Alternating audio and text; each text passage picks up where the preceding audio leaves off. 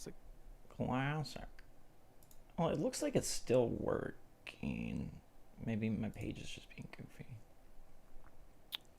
On my screen, we're live on YouTube. Yeah, we're good. All right, hello, everybody. Welcome to KOTK number 3. This is just such a baby podcast. You remember when we were doing Nook Talk episode like 40 or something? Got so old. We're growing up, man. We are growing up. Thank you so much for spending some of your weekend with us. We've got myself, Zach from Switchforce, Pat from NintenTalk, and special guest Bo from BoTalksGames, all to discuss 12 days, 11 days, something like that, till all of this is over, or just beginning. Maybe that's a better way to put it. Just beginning. What are you talking about? Yeah, just beginning. I just mean like all the waiting, the years of. I see. Do either of you remember seeing the reveal trailer, like the sequel to Breath of the Wild 2 E3 reveal trailer, like where you were, what you thought of that? Yeah, I was actually I was working at Office Depot at the time. Okay. And I was on my lunch break, and there was a Target across the street. So I was in like the little Starbucks cafeteria watching that direct. And I remember thinking, no way, Banjo-Kazooie, that's how they're ending it, because it was that direct for Smash. Right. And then I saw the Zelda trailer, and I immediately was like messaging to my friends, and I was like, there's no way, dude. There's no way they just announced this already, because it was only 2 years at that point. Yeah. After Breath of the Wild. Yeah. They said sequel to Breath of the Wild, right? In Yes. the trailer? Yeah. Yeah. They could have shown anything, and I would have been like, yeah, I'm down. Little did we know we would be waiting, what, 4 more years at that point? Yeah. I had a friend was with me at E3 who, wasn't as like into, hardcore into following all the news, and he was like, my prediction is a new Breath of the Wild. And I was like, dude, like, no way. It's 2019. Like good guess, but like, it's just not happening. And then I just remember being stunned when that trailer dropped. I was like, oh my God, like he was so right. And back then there was no tears. It was a happier time, I guess. But now we are almost there. And let's just start with the biggest thing that's happened. A collector's edition out in the wild, an actual copy of the game out in the wild. As of right now, it doesn't seem like people have posted spoilers yet, but we do have confirmation and know that this game is out there. Yeah. Yeah, it started with the collector's edition on 4chan. Someone posted that. Actually, Bo posted that on Twitter, and I was like, wait a second. I DM Bo, and I was like, wait a second, what is this? But so that basically was a collector's edition flipped over in a box. Looked very like warehousey. But the most recent one, which we saw on Mercari, that's the one I think is the bigger story. Because, like, I don't know, the collector's edition, now that I'm looking at it, looked very, like, warehouse store or whatever. But this was literally, the game that was on Mercari was literally on someone's carpet and, like, sold. It was, like, a listing. So, but it's funny because last week with Nate, we were like, when do you think this game is going to leak? When do you think we're going to find? And I was like, from now till whenever. But, yeah, it's just funny how like a week, what a week makes. So, Yeah, this is definitely early for Nintendo games to leak too. Because if people watch my channel, I've gotten a couple recent Switch games early, like Xenoblade and Pokemon. It's normally like 7 to 9 days. This is a full 2 weeks. And something people haven't really been talking about with the Mercari listing is, obviously that copy was out there. That person could have opened it and played it, but whoever bought it, be it a YouTuber, some random person who's, I don't know, whatever they're going to do with it, they're not going to get it for at least probably 3 or 4 days, probably. But the fact that one copy sold, the fact that it's out there means the floodgates are open. It could be today, right now we're recording. It could be tomorrow. Someone's going to post 30 copies, So who is it? Who got that first copy? Yeah. That's what we need to figure out. Where is that first copy located? it's actually Zach. It's Zach. I wish. We were talking before we started about how, like, man, I had this. Okay, so I went to that copy sold Pacific time around like 11ish, 10:30 p.m., something like that. And I was getting ready for bed, and I had this inkling like I should just check the sites one more time because I've been, occasionally checking them. I was like, no, like this is stupid. It's still too early. And then I woke up and I was like, no. And you were saying you were like 30 minutes after it sold. So, do you like? Okay, this all gets leaked out there in a couple days as we expect. How much are you guys soaking up? Like, how much are you gonna go and look for, how much are you going to cover, how much are you going to see. I think both from like a personal perspective and then a channel perspective, it's interesting because on one hand, this is the most exciting game ever and I want to know everything. But on the other hand, Nintendo has spent so much time and effort keeping everything mysterious that I kind of want to have that pure first moment as well. Yeah, I think for me, with a game like Breath of the Wild, or in this case, Tears of the Kingdom, so much of that joy is from experiencing things and discovering things for the first time. So at this point, like I'll see a couple more things, but if it gets dumped or whatever on 4chan or whatever it is, I think I'm probably good. I don't really need to like maybe some information like, oh, there's dungeons, or oh, what does the inside of a shrine look like, but it's not like Pokemon. When Pokemon Scarlet and Violet leaked, I wanted to know everything because the Pokemon designs themselves are the exciting part for me. But with a game like this, I think I'm gonna just hold back. Yeah. Pat? Yeah. It's tough, man. I think that we're going to get like a major. I don't know. I feel like as much as we try to hide from it, we're gonna get a major plot point. But as far as like how deep I'm looking into it, obviously I've been following it very closely. I like seeing early things, and I actually didn't look at the art book leak. That's one thing I didn't. So I am sort of picking and choosing like what I'm looking at. Yeah, as far as like, I mean, I don't download games to PC anyway or play it early, but I mean, if I saw an early copy on like Facebook Marketplace, I'll get it. But I don't know. I'm not looking too much into story parts. But yeah, I think story spoilers are kind of like the biggest thing. I don't know. Like in a perfect world, it would be glorious if we could all just play it on May 12th and figure it all out for ourselves. But knowing that is not going to happen. Like, yeah, I guess some major mechanic things, kind of like you were saying, like, are there dungeons would be nice to know. But in terms of, I don't want to know how Zelda reaches the Zonai or, any of those, like, very specific things. I guess the other part of it then is, like, I mean, Pat, you've seen the leak coverage has done real well on your channel. So these leaks start coming. It probably is a little hard to not want to at least cover just from the like, okay, Nintendo YouTuber responsibility opportunity standpoint. Like that's sort of a different side of the equation. Yeah, and I've been like doing heavy coverage the past week, but you can kind of gauge like what the audience like. You can kind of gauge like where the boundaries are, because I don't know. I feel like I give spoiler warnings in the video, even though you're clicking on like a leak video, which is pretty funny. But like, I don't know. I feel like people are only willing to go so far. I feel like there is like a definite boundary that people want to see. I was going to ask Bo, actually, because you have retail experience. How did this happen? How do you think it happened? Just like someone stole it, or? Yeah, I think someone just stole it. They probably work at a distribution center that ships to GameStop or Walmart or Best Buy, and they just snagged one. Same thing with the collector's edition. That's probably just a distribution center. Be my best guess, because I also at one point worked at another big retail store that had an electronics section, and I would see Switch games and before the PS5 came out, I saw PS5 games just in the back room in like the lockup. So that's probably what this is. We got to give them business advice though. This is a $70 game. They sold it for $100. That doesn't seem. This dude did not think right with that one. Could have got like $300-400 easy. Maybe more, to be honest. For the very first singular copy, like you were saying, this isn't 3 days before where it's going to start popping up kind of everywhere. This is like the magical copy. I saw this stupid Craigslist ad where it was like, I can't tell you how I got it. I can't show you a picture, but a truck delivering games to one of the major retailers broke down by my house, and I collected a box of copies. 8 of them are undamaged, and I'm willing to sell them. Blah blah. But no pictures and no. I was like, yeah, that's not suspicious at all. No evidence, but just a box of Tears of the Kingdom magically fell. Yeah, he could have.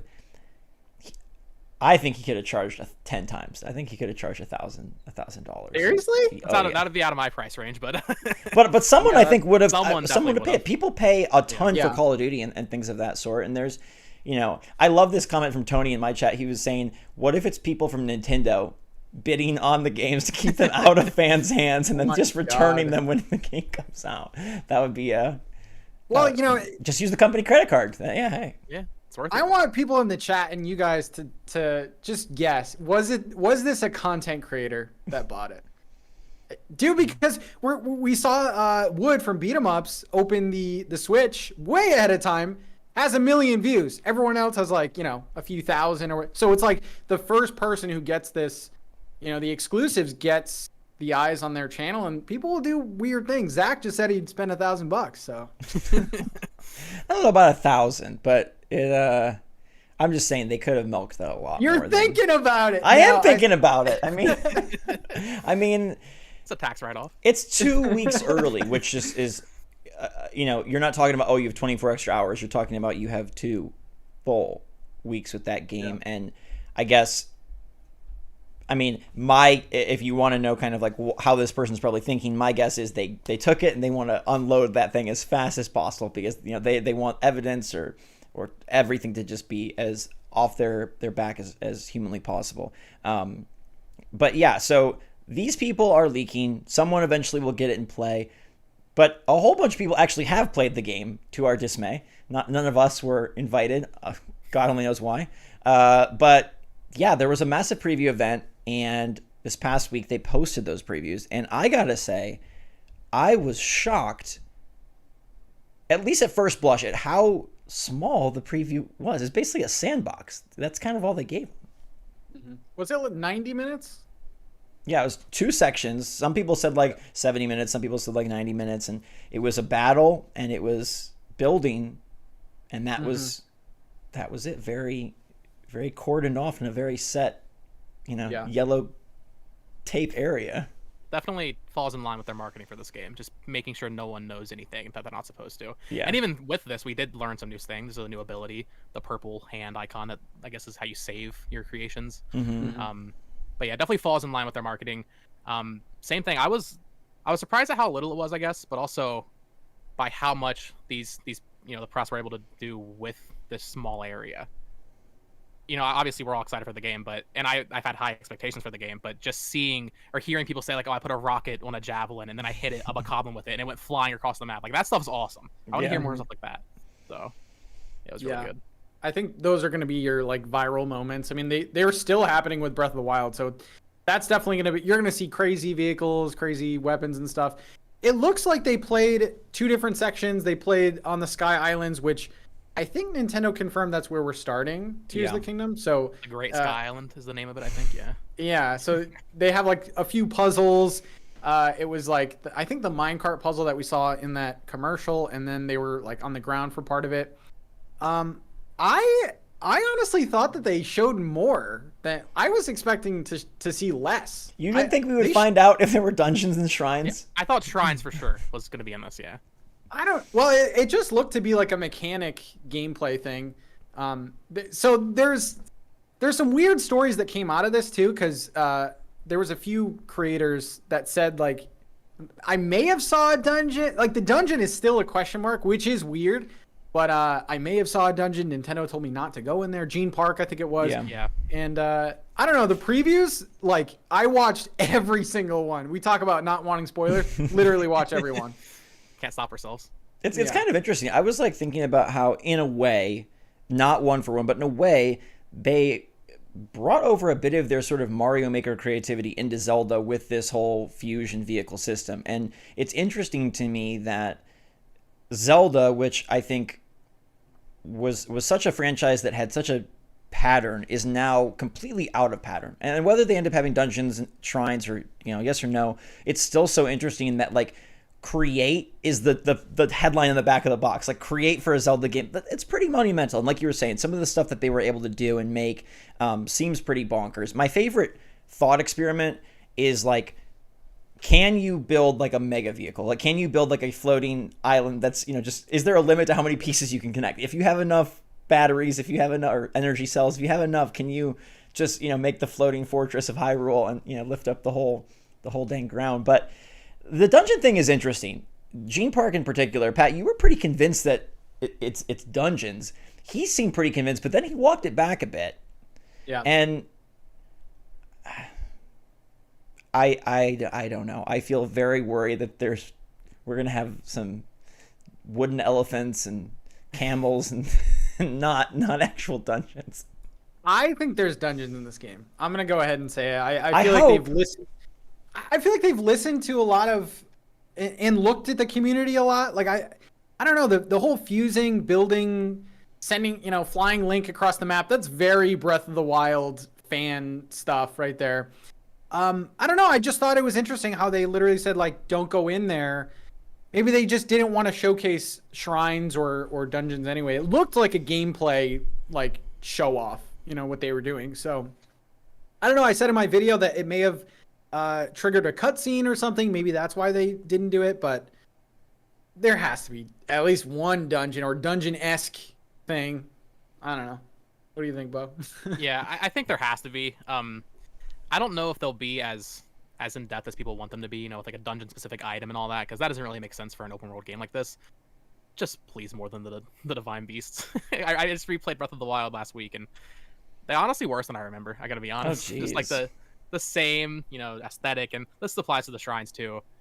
That's got to be one of the biggest criticisms of the game. It's just the same aesthetic in everything you do. Mm-hmm. So I don't think they're gonna be quite what people want in terms of it's a Skyward Sword-esque dungeon or Twilight Princess-esque dungeon, but I think they'll have some more personality to them. Maybe better bosses, more distinct bosses. Because we saw with that last trailer that they released, all of the champion descendants have like a tier drop on them or something. So you would assume a dungeon for each of them, right? Four dungeons. Mm-hmm. Yeah, at the least. I mean, I would love theming it. It kind of could read between the lines and say, okay, we saw sort of like the ice spider, ice goma type creature, and it was snowy, and there's those like ghost ships. So maybe they do find a way to theme sections of the world to kind of fit in with a bigger quest or something. I sure hope it's in there. I just think it is very, very strange, but also special that the structure of this game is very, very unknown, to this day. I'm trying to take myself back to Breath of the Wild, and I do believe we had seen shrines. We had seen, like, that was all pre-release coverage. And so knowing that, we have a screen of what looks like kind of like a Zonai shrine, but we don't know what actually happens. We have this, tall tale of you can't go in there. Maybe it's a dungeon, but we really don't. Like, you're buying this game and you know that it's Zelda, it's Breath of the Wild-esque, and you can build stuff. But I was talking to somebody the other day about, like, in the internet era, this just doesn't happen. That you don't know what you're walking into, and I think that alone makes this so exciting. I mean, obviously it's exciting, but it makes it even more exciting that we don't know. Yeah, I think for a lot of people also, though, other side of the argument, a lot of people were a little upset with that too. Mm-hmm. I did a video about how it doesn't look like DLC in my opinion, and so many people are like, well, they haven't shown anything, so to me it looks like DLC. So there's definitely a lot of people that are more reserved because they haven't shown it, because they think the lack of information about the game means there's nothing to show. Right. But this is the Zelda team we're talking about. I know some people didn't like Skyward Sword when it came out. There are some people, God forbid, who don't like Breath of the Wild. Can't imagine that. But I have faith. Even though they haven't shown it, I have faith in the team. For sure. You don't take this much time, this much money. You don't charge $70 for it to be crappy. Was there anything else from the previews that surprised you guys, or that caught you off guard, or you thought was, we did find out more details on weapon degradation, and we found out more details, a little bit more on some of the abilities, like you were mentioning. Anything that struck you one way or the other? There was the towers, which technically wasn't covered in the preview, Mm-hmm. but I think it was in IGN's gameplay. This is just a really cool thing they added, because this is how I play Breath of the Wild. It looks like the towers in this game actually shoot you out, so you can glide from them, because you can see a clip in IGN's gameplay, like I said. And that's how I play Breath of the Wild. I would go to a tower, I would use Rivali's Gale, and then I would glide. That's just how I traverse the map, usually. Yeah. So to see them actually add that, although they didn't technically get to discuss it, it's a smart feature. It's a really cool thing to add. Yeah. I like that. I like how the travel medallion is like in the base game now. Yeah. It was previously a DLC. Actually, if you want to go on the other side of things, two things that were negative stuck out. The first thing was, I'm pretty sure like everyone that I watched coverage of said that the initial controls were clunky. Like, it was kind of hard to play. And I don't know, like, it's kind of to be expected. You're getting like all these new 4 powers in a game that you were familiar with. You're getting them right away. And a lot of people said like it was kind of tough to get used to, especially the Ultra Hand and putting things together, taking them apart. Do you think this is anything to be concerned about? Is it just like you need to play to grasp the controls? Because Breath of the Wild, I feel like, is super easy to play. So it's kind of, I was surprised that this was kind of cumbersome. A few people said that. I think if you start with the game from scratch, because I mean they were just dumped in there with 12 hearts and all these abilities. I think if you get them gradually, it'll be better. Yeah. Because honestly, even replaying Breath of the Wild, I kind of disagree. I think Breath of the Wild's kind of a little complex to control, for what it is comparatively to other Zelda games, at least. And it's just adding more layers upon that, especially with Ultra Hand, like you said, because it's what you're moving objects with gyro, I guess, or you have the option of like using it with the stick. It's definitely a little weird, but I think starting the game from scratch and getting each power one by one, it'll be a lot better, probably. And I just imagine also like you're trying to put decently complex building mechanics into a console game, which is always going to be a little awkward. It's not like you have a mouse to click around, and gyro can help, but some people hate gyro. And then there's also the thing that not to throw shade, but journalists sometimes struggle with games more than the average player, so there could be a little of that. There also was this talk of performance, and I saw two vastly different reports. I talked about SkillUp, a YouTuber, and Arthur Geese, a journalist, who both said that the game had significant frame drops that impacted their combat, impacted their exploration. But then I saw things from like Game Explain saying, oh no, like when they played there was no performance issues whatsoever. That to me alone is weird, but then the fact that there were such different experiences, but then what do we think about this game having, like Pokemon Scarlet Violet Syndrome 2.0, where it comes out and, like you said, you get that javelin with the rocket and it's, slowly taking that enemy across the screen. Yeah, I think with this game, the simple answer is this is the biggest game Nintendo's made. I think everybody's gonna have a different experience. I watched like same with Pat. I watched almost all the footage. I never saw any footage that looked bad to me, especially for what they're doing. So I mean, obviously, I'll take the people that have played it. I'll take their word for it. There probably are going to be performance issues. This is the Switch we're talking about. I'm not expecting it to run perfectly. Sure. But I don't know. It's such a big game. They're adding the Sky Islands on this already huge map. I think it's fair to expect some variable, frame rates depending on how many enemies are on screen, or if you're, in Korok Forest. I don't know. For me, it's a non-issue, to be honest, because it's gonna run at 30 most of the time, I would hope. And if it doesn't do that, then sure, then there's a conversation. But for now, I think it's honestly fine. Yeah, that was actually the second thing I was gonna bring up, was the performance. I know Nintendo Life said the Ultra Hand, like using the power, gave the most, like made the game chug, which is very bad because it seems like you're gonna be using that like the whole time. Honestly, if this game performed perfectly, I would be like, what did they do? Because Breath of the Wild, you still have those points where it does lag. I think when there's a lot on the screen, explosions especially, but there was literally like 3 layers of this game, including the underground, that we can assume. So, yeah, I mean, we're still playing on the Switch.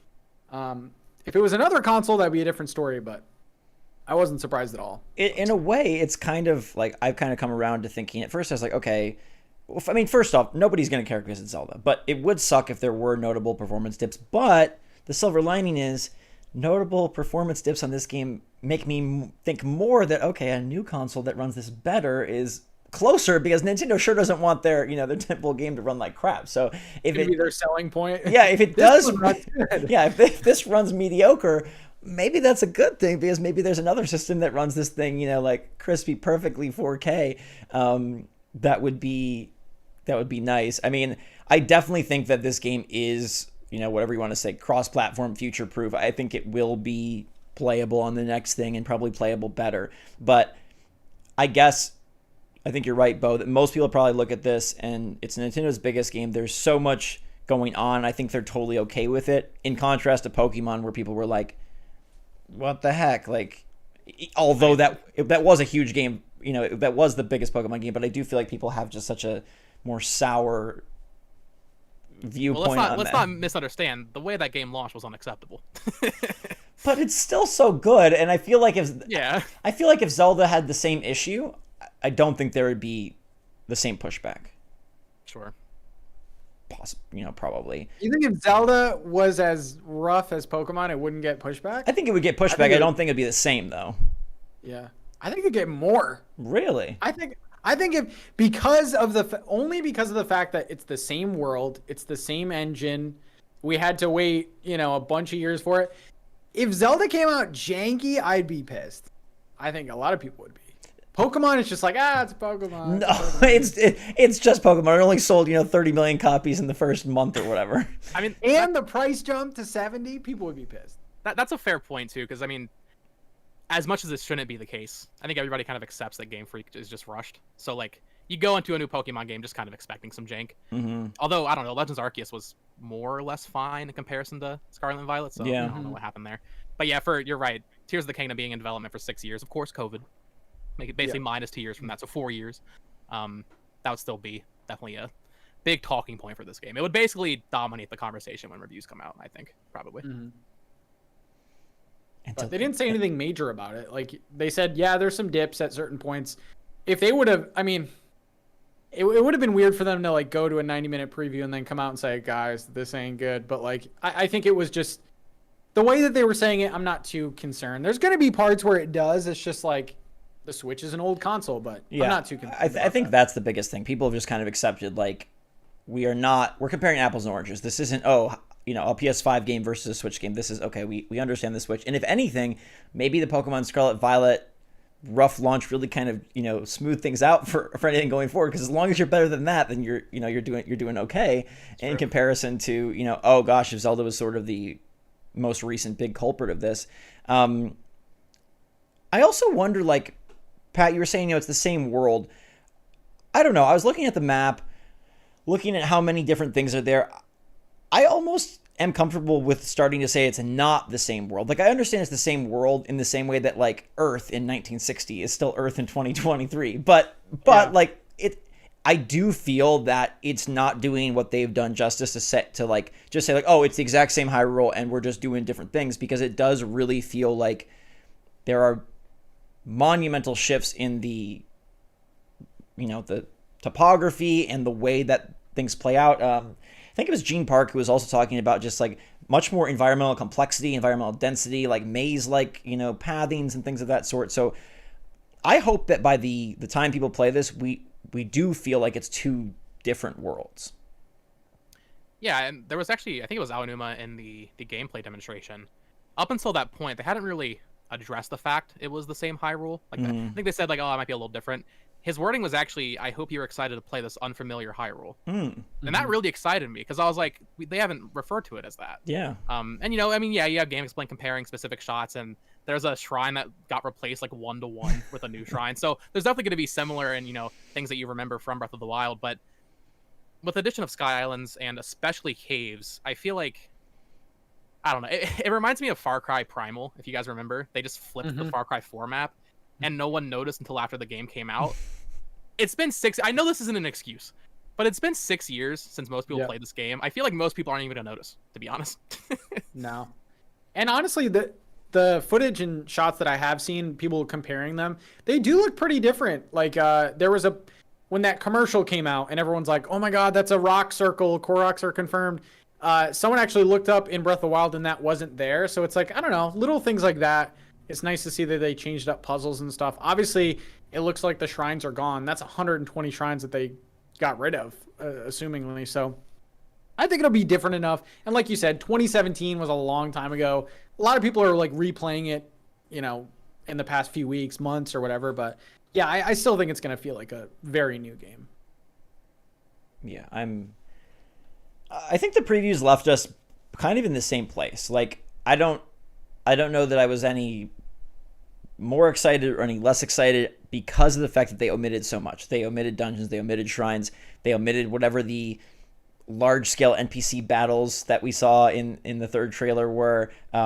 Basically, all of the unknowns are still very unknown. And like you said, like, is that a smart move? Is that not a smart move? Are some people still viewing this as DLC? But I've kind of just ignored is it DLC conversation. I think that's just so silly at this point. I mean, because then at that point you're saying, like, is every sequel just DLC? Dude, I've gotten comments where people are trying to say, if released today, not only would Majora's Mask be DLC, but so would Galaxy 2. And I'm just like, you don't know what you're talking about. Yeah. You don't understand game development. Yeah. But yeah, I think the issue with them not revealing dungeons or what the inside of shrines looks like, it's just like, now I'm just waiting for these leaks. I just want to see that one leak. One picture, yeah. Puts me in a very iffy position, because I don't want to see too much of story stuff, but I just need to see something. Yeah. I know we're waiting a little bit for questions, but Glitter in the chat says, do you guys still think there's possibility of time travel? Yeah, I think in the story for sure. It seems like Zelda's probably, I don't know if she's in another realm or just in the past, but something's going on with her, right? Do you think I it don't would know, like fully affect the world though? right, in terms of like a gameplay mechanic. I don't know. We see that one shot in the last trailer of Link in Hyrule Castle, and it's all like, refurbished. It all looks very clean and sparkly. Mm-hmm. I think this game is going to be structured pretty similarly to Breath of the Wild, and there's probably going to be memories where you go and experience these things. Yeah. Maybe those will be playable sections now, because a lot of people didn't like the memories in Breath of the Wild. So that's one way to kind of fix that from a story perspective. But in terms of this, like, drastically, using recall to move an entire Sky Island back down, I don't know about that. Yeah. That would be insane if the whole map changes based on if you're in the past or present. That would be Dark incredible. World, we don't even know about it. There's a whole other map. I think there's got to be something of that sort, like, because Zelda talks about finding her, and like whether it, like you said, whether it's playable or cutscene based or not. I don't think it's going to be like, oh, you go cast a spell on this area and then it reverts to the before. But I do think that there will be a sub area or at least cutscenes that do kind of indicate time travel or multiverses, or it's all the rage, so it's got to be in there at some capacity. How do you guys feel about the previews that you saw about building the actual vehicles and stuff? Like, I feel like a lot of people just scratch the surface of what they could make. Like, did it seem like, were you hyped to do it? Like, does it seem fun? Does it look cumbersome? Because Zach and I talked a couple episodes back. It's like, well, if you see an area that you want to get to and you can easily walk to it or climb to it, are you really going to spend like 30 minutes to create a vehicle to get there? So after the previews, did you change on that, Zach? Or my change, I mean, this is slightly spoilery because it was again in that IGN Japan preview that got redacted or whatnot. But the fact that you can auto build later kind of just saves it. It kind of assuages all concerns. And having a currency that can kind of replace, at least the thought right now is that there is a currency, a Zonai currency that kind of replaces materials. Man, I wish they had that in Animal Crossing. Imagine how nice it would have been if you build that workbench once and then, in the future, as long as you have, Tom Nook coins or whatever, you don't need to go collect anything. I think that is going to really, the fact that Nintendo thought ahead to put something in there so we don't have to monotonously build the same raft over and over and over again. I think that will, hopefully, depending on where you acquire it in the game, kind of just eliminate that worry. Yeah, it'll be interesting how they balance it, because with Breath of the Wild, a lot of people just kind of pretty early on got super souped up and didn't have to really worry about like weapons and materials. So hopefully they balance it right. Same thing with, I guess we can talk about later, but recipes. They seem to like have cards now, so hopefully recipes aren't completely broken in this game like they were in Breath of the Wild. Yeah, you hit it right there, Zach, with the auto build that kind of leaked through the IGN preview. When they showed this in the February trailer, me and my friends were just like, I'm not going to take 30 minutes to build this contraption to use it for 5 seconds. Right. I'm not going to do that. So having auto build there is a godsend. Mm-hmm. I will say, though, from these previews, nothing got me more excited from these previews than the last trailer where Link is piloting that like stone mech against like another stone talus or something. That is the coolest thing I think they've shown of this game. That is the scene that was the shot in that trailer. That was the scene I realized, oh, you can just actually do anything. Yep. So I'll be curious to see what like the people that are still playing Breath of the Wild end up doing with this new mechanic, because I mean I'm still seeing new things about Breath of the Wild. So and like you said earlier, Zach, we don't know the limit to this. We don't know how many objects you can connect. We know you can only fuse 2 weapons, but with Ultra Hand, can you connect 50,000 logs? Can the Switch handle it? I don't know.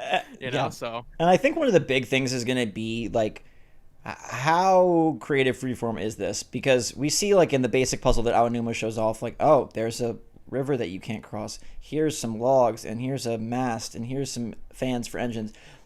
How many of the puzzles or how many of the scenes, like the one you described where you're riding on kind of that like stone golem vehicle, whatever thing, how many of those are very like scripted, and how many of those are like just generated? Like, okay, hey, there's a huge bokoblin stronghold, so I'm going to build this thing to go in and wreck it. Or is it like, the guy from the ranch says like, oh, I built this, robot machine that you can build. Like, I'm very interested how freeform it truly is, or if there is sort of more which to me would seem Nintendo's way of like leading you down, like, oh, build this or use this or do that. They do like to have they like to hold our hands. They really like to have that human touch.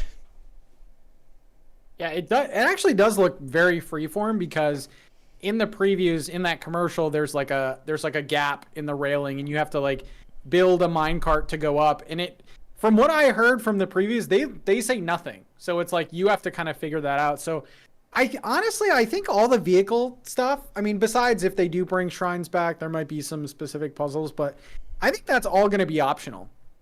And it's going to be like, get to this. I really do. But I mean, it's going to be necessary, but they're not going to say like build a vehicle to get there. I was going to say, Pat, if you can tell me how to cross those rails without a vehicle, like, you're a genius. Dude, wait like a month. People are going to find that out. But I feel like it's going to be like, get to this sky island, and then you're going to be like, well, how do I do that? And then trial and error, you're going to do that. But I think it's going to be free form. I don't think it's going to be like, make a mech to defeat this. Like, I don't think they're going to give you the blueprint for it. Yeah, I think it'll be pretty free form, especially because like, if they took any lesson from Breath of the Wild, it's just that people want to be able to do whatever they can. I don't think they're going to hold your hand or either. Because I can already envision the way I'm going to play this game. I'm just going to get a bunch of rockets and just rocket everywhere. I'm not going to build a ship. I'm just going to rocket.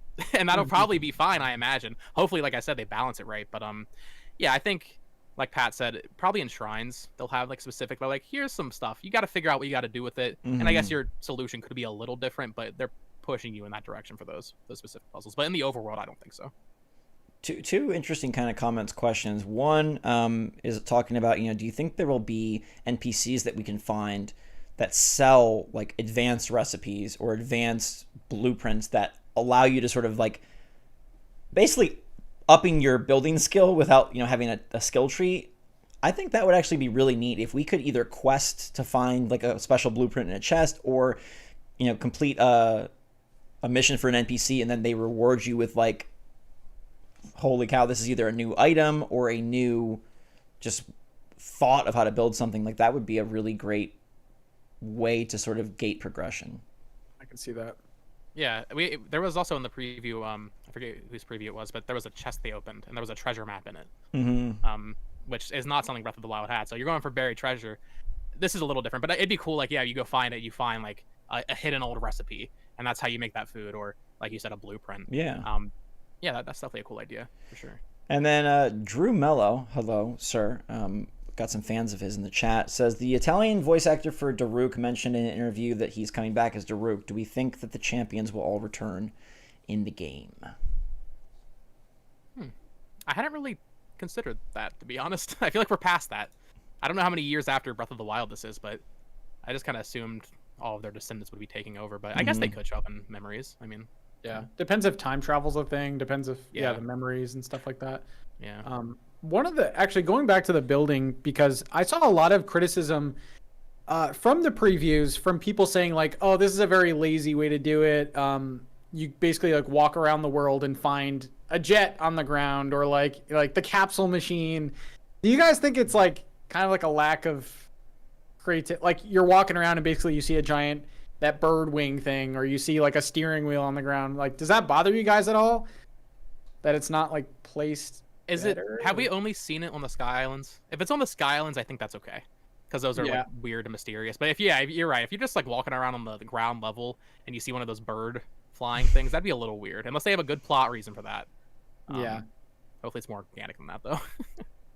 The plot, I mean, there's a lot of holes in the plot if we want to start really poking into it. But I mean, I do think at some level they have to sort of hint your way through. I personally would not want this to become like, a completely free form, open world, do whatever you want, wherever you want type game. I think that would change it in a way that I personally would not enjoy. So yes, it's weird to see a steering wheel just laying there, or this capsule machine that spits out parts, but I think that is their way of kind of, they have to guide you at least somewhat in some capacity.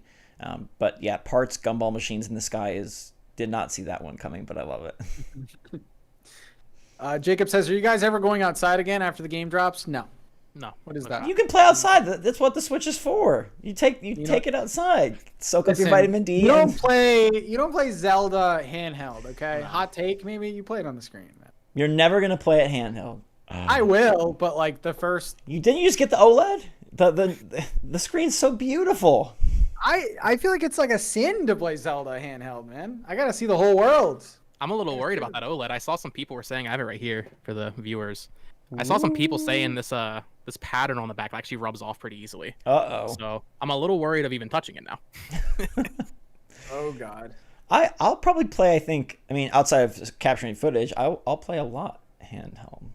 I don't know. The Switch to me is like a handheld machine. Like the more that time goes on, I don't dock my Switch unless I'm capturing. Interesting. You just play on the couch or in bed or what? Yeah. Well, I have. This is not a promotion, but like I have the fixture which allows you to put like your Pro controller in, so I still play Pro controller, but then I just have the system right there, and the OLED is so nice. I feel bad not screen is beautiful. Yeah, taking advantage of the OLED screen, but yeah, I mean, I think what'll also be very interesting about this is, Pat, you kind of alluded to this before, of like, are there truly like infinite solutions, or are there? Breath of the Wild was very cool because people broke the game kind of to find their own solutions.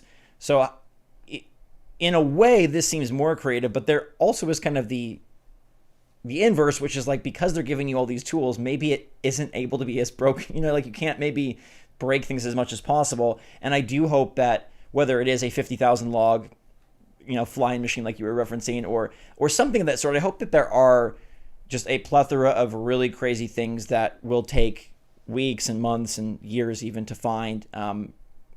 But at some point I do wonder, like, isn't it limited to whatever the blueprints they put in the game? I don't know. I'm hopeful that it is pretty. The batteries in the game make me think that it's going to be limited too, because I've seen from the previews they would like make this flying machine with fans and stuff. It would launch off that platform, and the batteries would like die instantly. So like I'm like, how far can we fly in this? Really realistically. But yeah, you might have like beefed up batteries or stackable batteries or something like that. But I think the batteries are definitely going to limit us, or try to.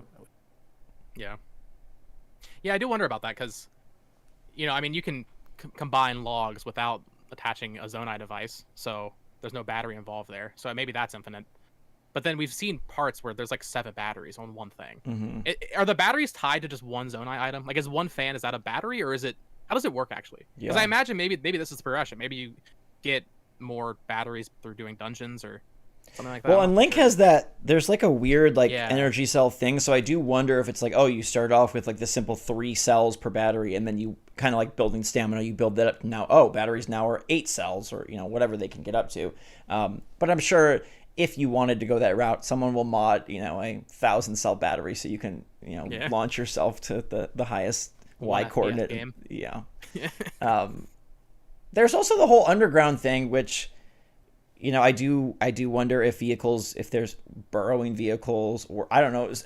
The sky, we're saying, okay, flying is for the sky islands, but then what kind of vehicles are for the ground? Because you're not really probably flying underground. You're probably not really driving too fast. So are there different types of machinery that we see Link battling in like that minecart, so maybe it's more that focused. But I would like giant drills that you're just burrowing through the the caves.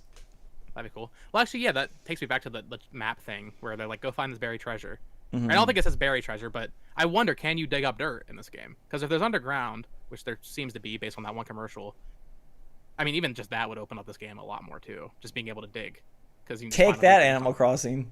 Yeah. Dig with breakable tools. Jesus, I don't know.